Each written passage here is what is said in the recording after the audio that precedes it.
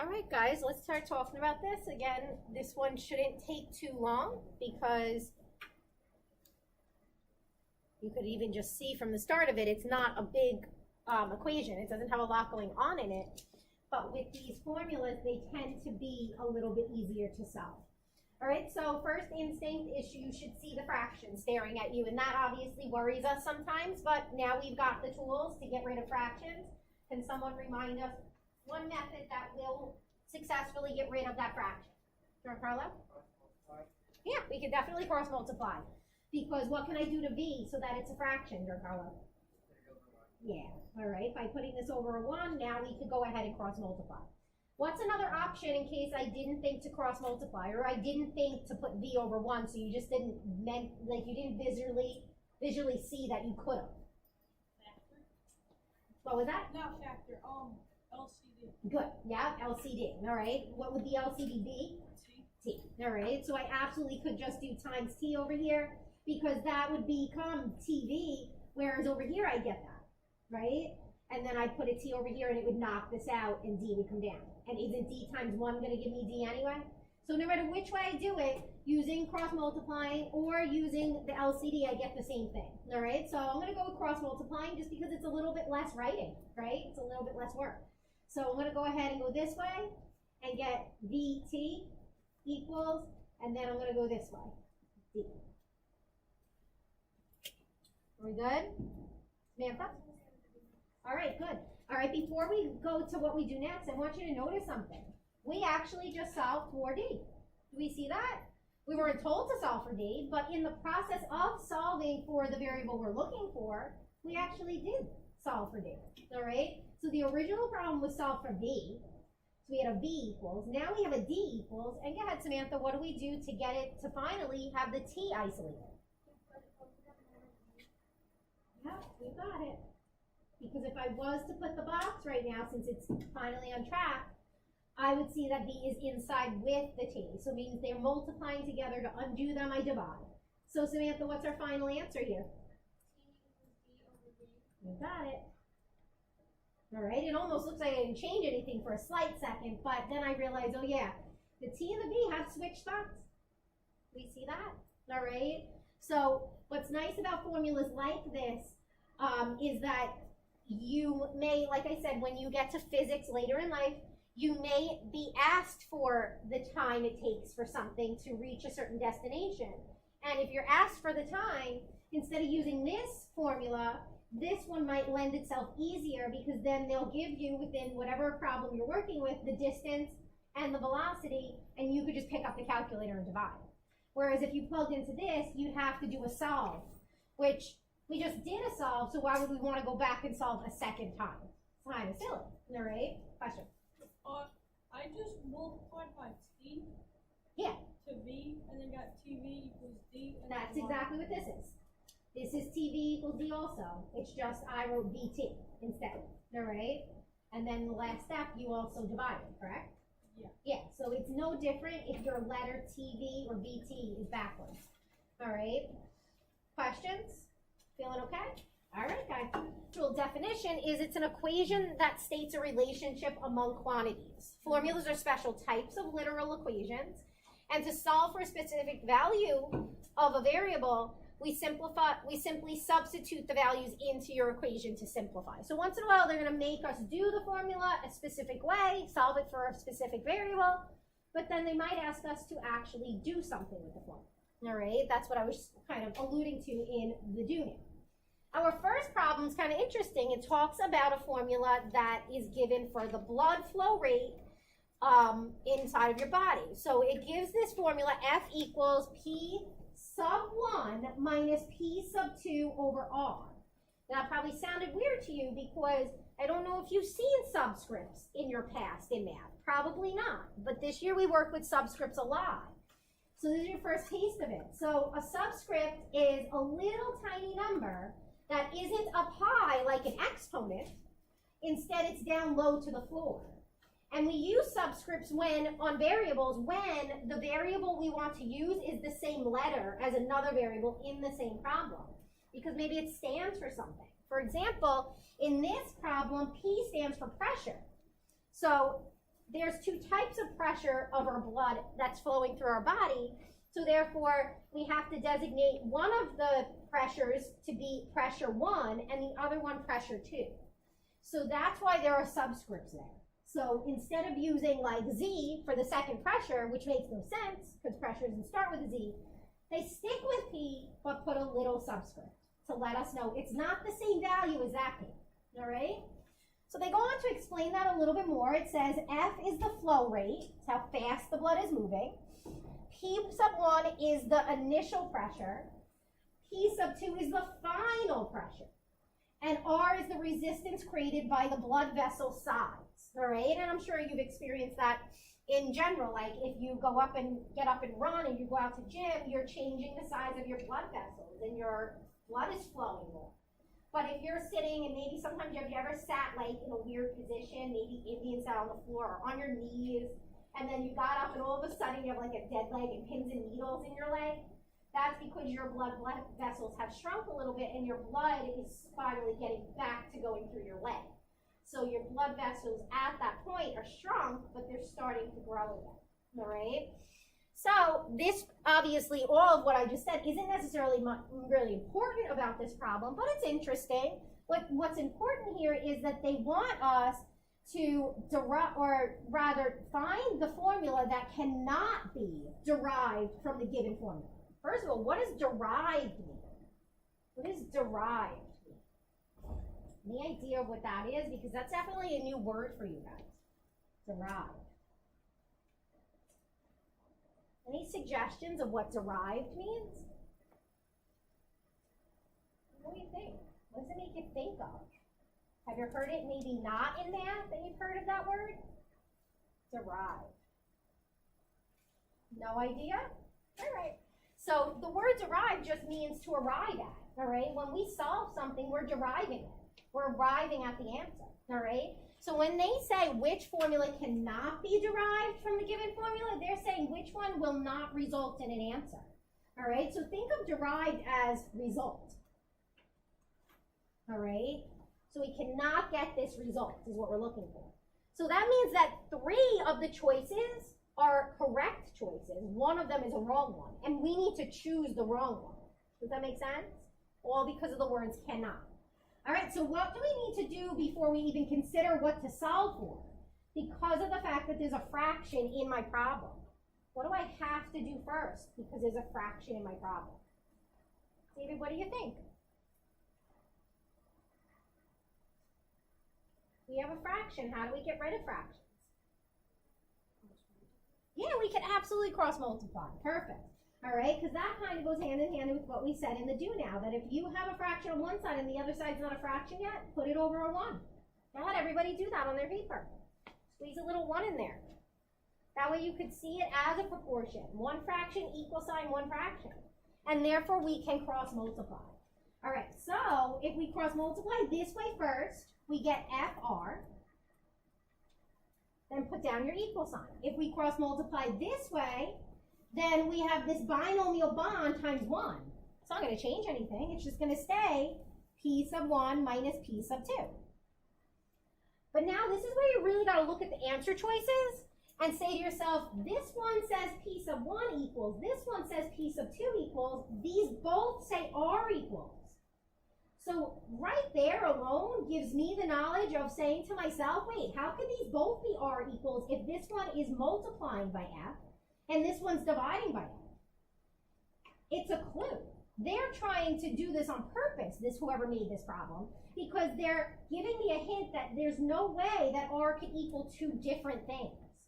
So these probably are correct, and one of these is probably wrong.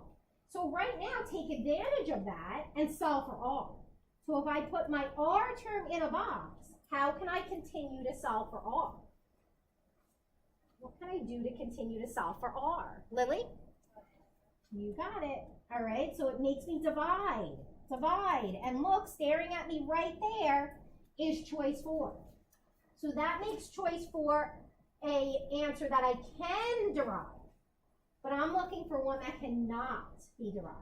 So what's my final answer here? 3. That's right. That's the one that I cannot get to because we're forcing we're being forced really to divide by f. So there's no way f will multiply by that numerator. Do we see that? We could obviously also have taken the time to solve for piece of 1 or piece of 2, and we would have arrived at these. But that nice hint of having both of these be an R really helped us skip that. All right? Okay, take a look at number 2. 2 and on give us problems that are not multiple choice, all right? But they're very similar where they give us this formula and they explain what it is first.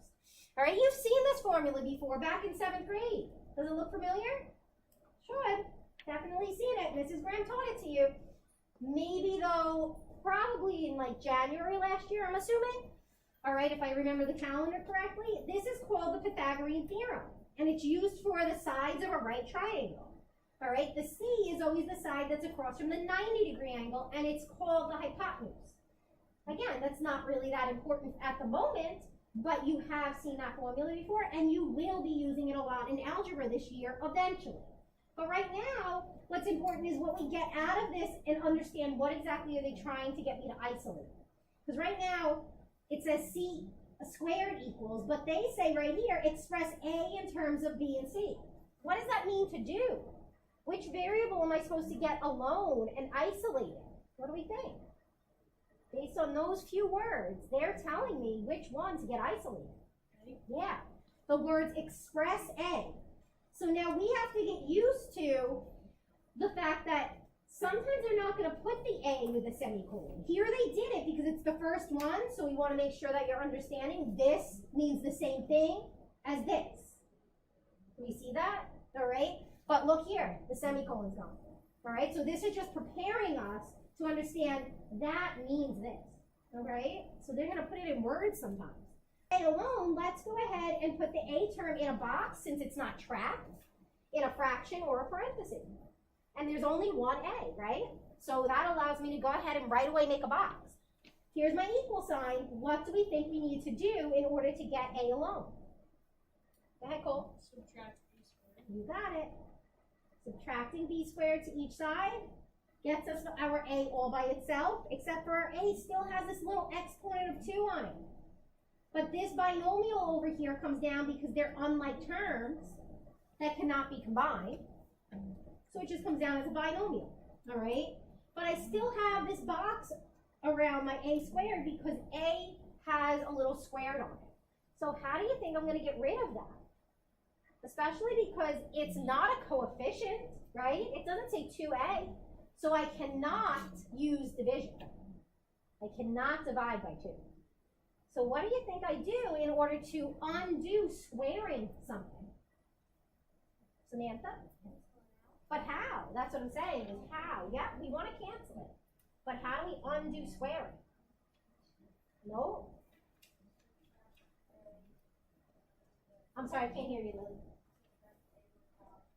No, because that would mean that I'm trying to subtract unlike terms. Does that make sense? So I can't do that. You got it, all right? Guys, in fact, if you look at your calculators, not that we really need them right now, you don't really have to take it out, but I'm just going to remind you, when we were doing dots and perfect square trinomials back a few weeks ago, every time we wanted to test if something was a perfect square, do you remember the keystrokes for getting a radical up on our screen? Second, and then what? Yeah, those buttons are connected to each other for a reason. X squared means squaring something. So when I press second x squared, I'm undoing squaring, and that's why it brings up the radical on my screen. Squaring and square rooting are opposites of each other, and they undo each other. They are inverse operations. So if I want to square root, if I want to square something, I press the x squared key. If I want to square root something, I press the second x squared. So I get the radical. Does that make sense? So let the calculator kind of hint to you how to undo this. Even though I'm not going to actually touch the calculator, I'm going to use my square rooting knowledge that if I square root this, it will cancel this out. Not only will it cancel out this little square, but it'll cancel this back out. So I draw it in momentarily, and then these two things cancel each other out. So down comes A all by itself. Does that make sense? All right. Then I have to stay balanced. Just like when I subtracted, I did the subtraction property of equality. So here I had just square rooted, I have to do the square root property of equality. So I square root the entire other side. And my answer is that. It's going to be tempted to want to square root that, but that's actually a binomial. So I'm going to keep it under the radical, because if I attempt to square root it, I'm going to think I get this. And the reason that's wrong is because if I square that, or write it out twice, that's not conjugates. That's dots. That's not conjugates. Those are not equivalent. This multiplied or FOILed will get me a perfect square trinomial. It will not get me that back. So we cannot square root binomials. Do we see that? So my best advice to you when you have to square root in a problem is put the radical, but don't even go through with the square rooting. It's not safe to, because you might be like, oh, should I or should I not? It's safe to just leave it, all right? Just like we say with some of the share the love problems. Sometimes you really could just leave it, okay? Take a look at the next problem. That one is a formula for the volume of a sphere. What's a sphere? What's a sphere? Yeah, like a circular object, a circular 3D object, all right? Give me an example of a sphere, Samantha. Good. Oh, be careful, the container is not a sphere. The container would actually be a cylinder. Does that make sense? The actual tennis ball is a sphere, though. Does that make sense? All right.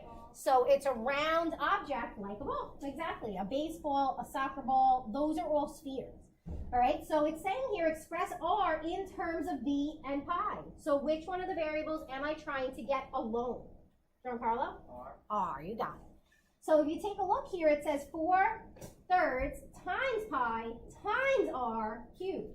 That means R is connected to all of these as one term. So I truly am ready to make a box if I want to. Does that make sense?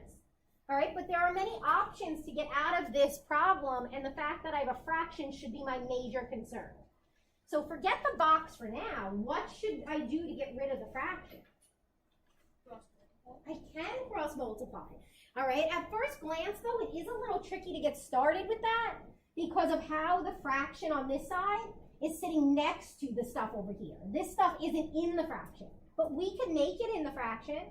So on the left side, I'm going to start fresh. I want you to do the same thing underneath your problem. On the left, we're going to make v sit over 1.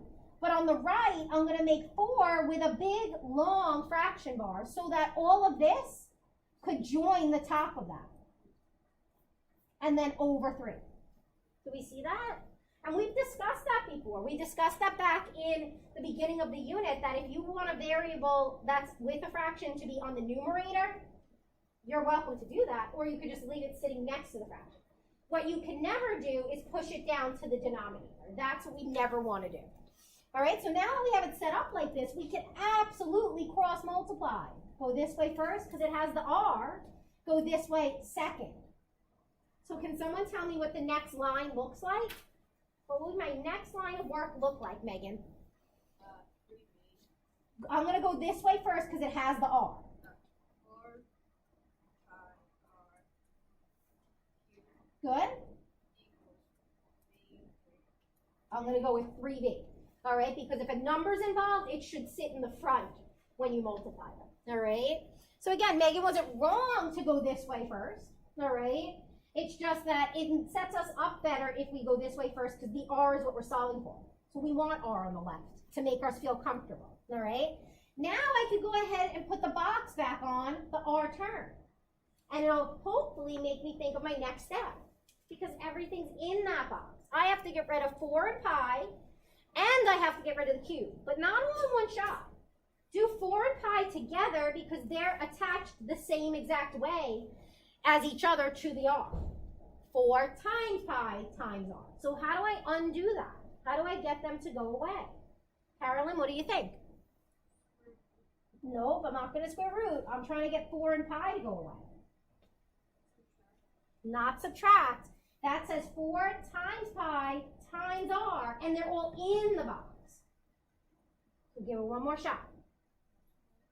Well, they are being multiplied, but I want to undo that, don't I? So how do we undo that? How do we undo multiplication? Opposite operation.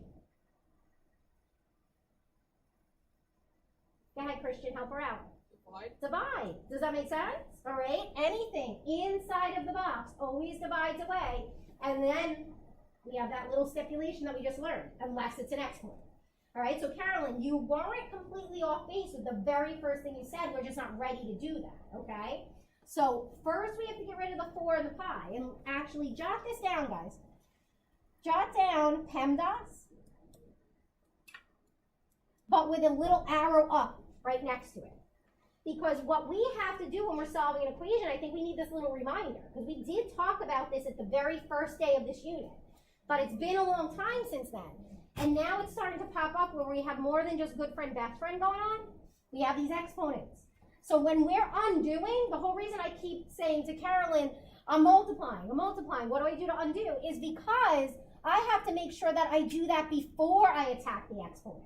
Do we see that? I'm trying to go backwards through PEMDAS when we do a solve. We don't have any addition and subtraction in this problem, so I don't have to worry about that. But we're right here right now, then we'll get here, okay? So we're going backwards. So dividing by 4 pi will knock 4 and pi out. But now they're stuck under this. This comes down as a fraction. So r cubed equals 3v over 4 pi. And finally, I have to get rid of that cube. Now, here's the tricky part. We just took care of a squared over here, so we square root it. How do we undo cubing? Giancarlo? Yeah, and I know that sounds foreign to some of you, but it's true. We can cube root. We could 4th root. We could 5th root. Anytime you have an exponent here and you want to get rid of it, you put a little matching number right here in the check mark. With square rooting, there's a 2 there. We just don't see it. It's invisible. So that's why you never knew about it. All right? But when we cube root, it can't be invisible anymore. Because if it's invisible, it's implied to be a 2. But we don't want it to be a 2. We want it to match this. So it's cube rooting. Then we do it to the other side. And our final answer is these knock each other out. And r comes down by itself. And we're staring at our answer. It's right there. So r equals cube root, nice and tall, so it contains the whole fraction. 3v over 4 pi.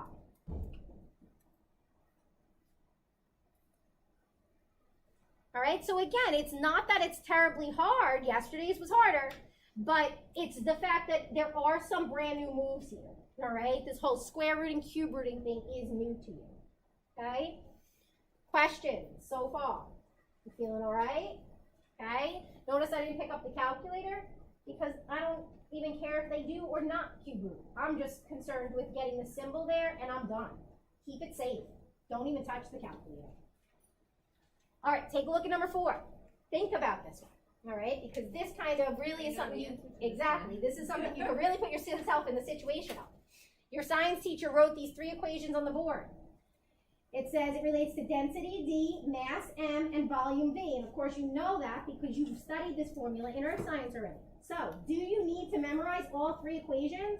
Or could you memorize just one of them? Explain your reasoning. All right, what do we think? We have to memorize all 3 of them? The D equals, then V equals, then M equals? Or can we just memorize one of them? Why or why not? Samantha?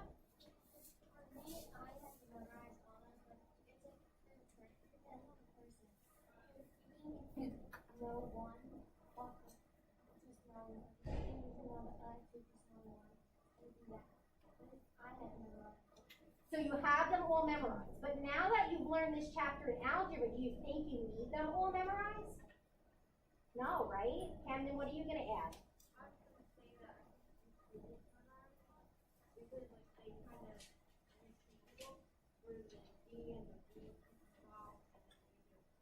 Exactly. Very similar to what we just saw in the do now. Does that sound familiar? Do you remember in the do now I showed you as soon as we cross multiplied, we actually solved for D without even being told to. It just happened. And then our goal was to solve for the T, and then we did it. But the problem started with V equals. So we were able to easily adjust the formula in the different ways that we wanted to and make it equal each of the separate variables. And that's the same thing that's actually going on here. So earlier in earth science, you memorized all 3 of those. That's understandable. But now going through this lesson or this chapter in algebra, you should be good with one of these, and you should be able to then adjust it accordingly if you need to now that you have the knowledge. All right, so if you want to write something that kind of goes along the lines with what Samantha or Camden said, that's fine. I have kind of a little bit of a summary of that as well, so you can copy this down if you don't have anything yet. So I wrote, no, you don't have to memorize all of them. You can memorize one of them. Okay? They are all the same formula, just solved for different values to make them easier to use.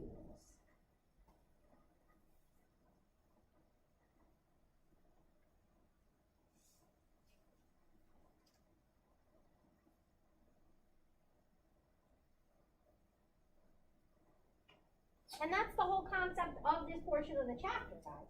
All right, is that the whole reason we use literal equations is to adjust formulas to be easier for us to use them. We're going to use literal equations a lot throughout the rest of the year to do just that.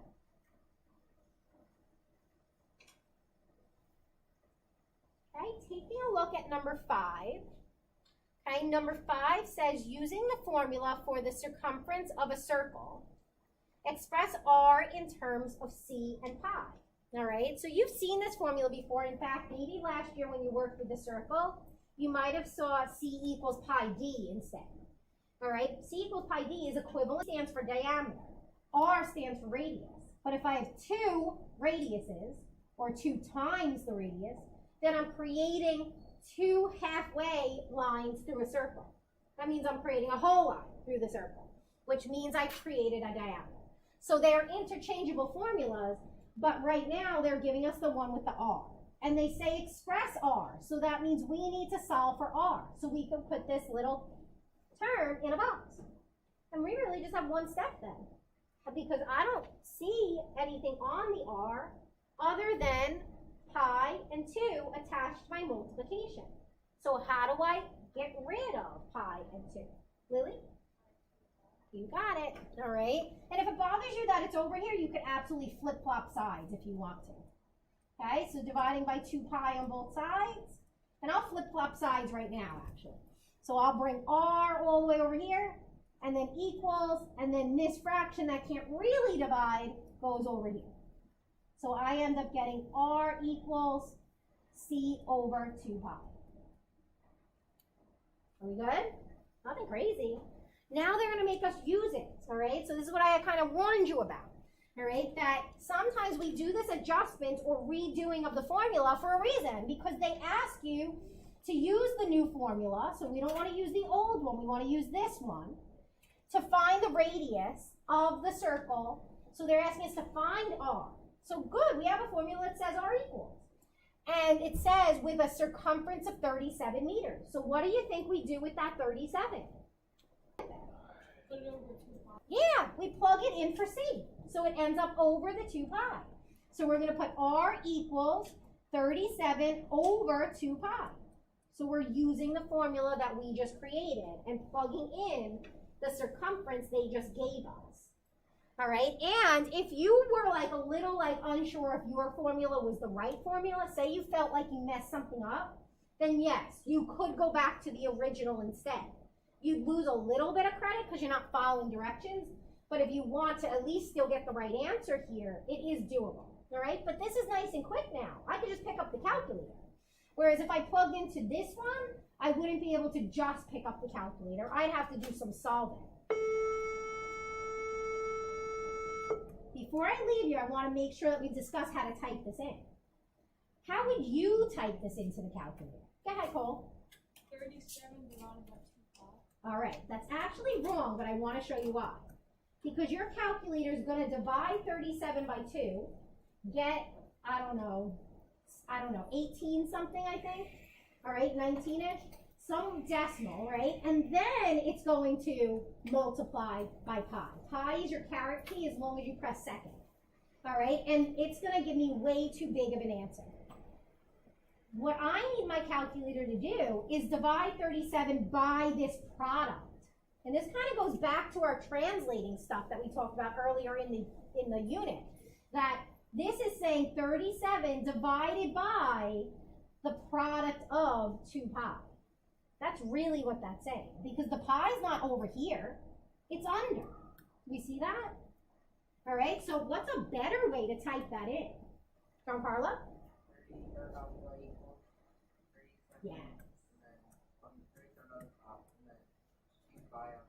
You got it. That is one great way to type it in, because it allows us to actually put it in the exact way we have it on the paper, where there's no mistaking that the pi is in the denominator. The calculator won't mistake it. Does that make sense? All right, so that's the right answer. One other way, because I know some of you have calculators that don't do the boxes, is 37 divided by, and what do you think I could do if I stick with this? How could I let the calculator know to multiply this first? Camden? You got it. Parentheses 2 pi. That makes such a difference. See these answers match? That one's no good. So overall, what's our final answer here? The radius to the nearest 10. Lily? You got it. All right. R equals 5.9 meters.